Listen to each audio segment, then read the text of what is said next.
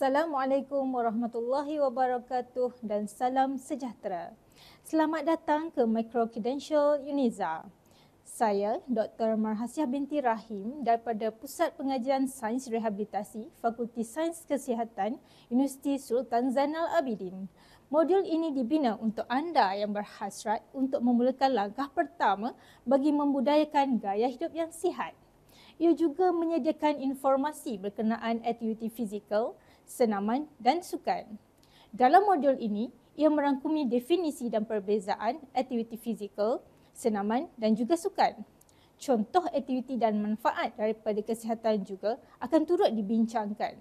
Objektif modul ini adalah untuk memberikan pengenalan dan pendedahan awal kepada peserta yang ingin mendapatkan maklumat lanjut berkaitan aktiviti fizikal, senaman dan juga sukan.